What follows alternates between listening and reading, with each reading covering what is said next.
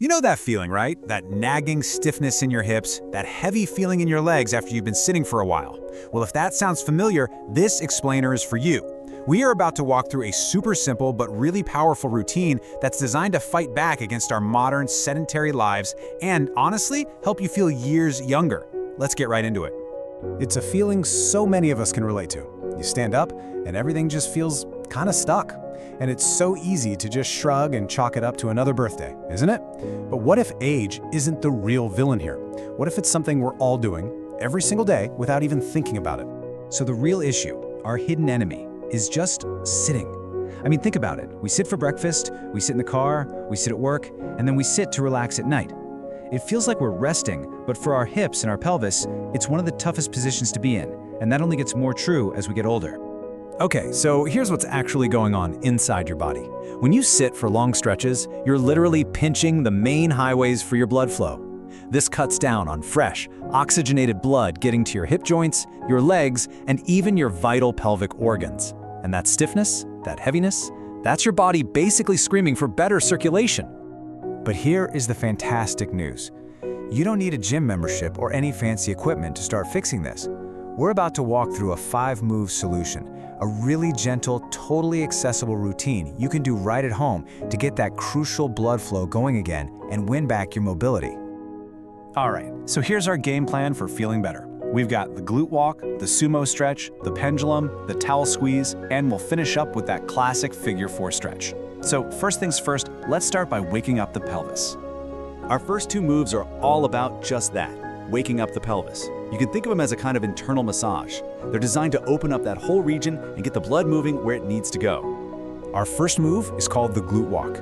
Now, it might look a little funny, I'll admit, but don't let that fool you. This movement is incredible. It provides a direct massage for your pelvic floor and all the organs in there, which is a huge boost for vital circulation right in your core. So here's how you do it.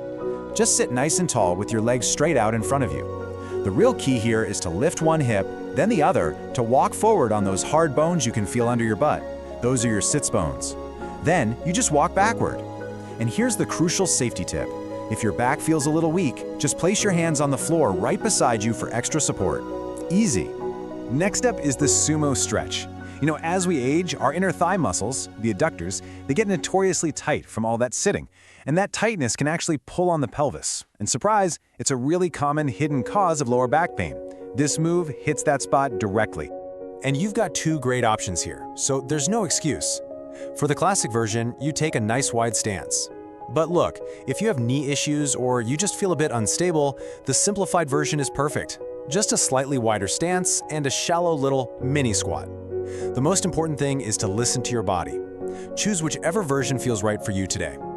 You're going to want to aim for about 4 to 5 repetitions here, but the most important part of this exercise isn't the number, it's the gentle pulsing motion. Seriously, think of it like a pump. You're mechanically squeezing out old, stagnant fluid from your tissues and then allowing fresh, healthy blood to rush right back in. Okay, so now that we've woken things up, our next 2 moves are all about strengthening and releasing. We're going to focus on creating some space in the hip joint for relief and then building up some stability for long-term health. This one is called the pendulum, and it is fantastic for creating space in that hip joint. What's so cool is that we're going to use gravity to our advantage here, letting it gently pull the leg out of the socket.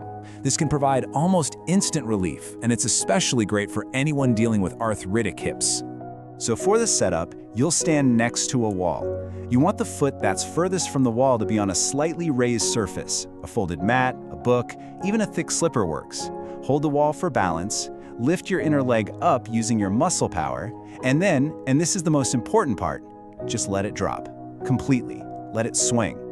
I absolutely love this description from the source material. You want to let that leg fall like a wet noodle or an overcooked piece of spaghetti. It's all about that total relaxation on the drop. It's the big contrast between the effort of lifting it up and the complete release of letting it go that creates that wonderful decompression in the hip. So you'll do about 10 reps of this lift and drop motion on one side, just feeling that gentle swing, and then of course you'll turn around and do 10 on the other side. Gotta keep things balanced. All right, exercise number 4. We're back in a chair for the towel squeeze. Now this is a subtle one, but it is so powerful for building strength in those inner thigh muscles. This is absolutely crucial for knee stability, and it's a game changer for pelvic floor strength and bladder control too.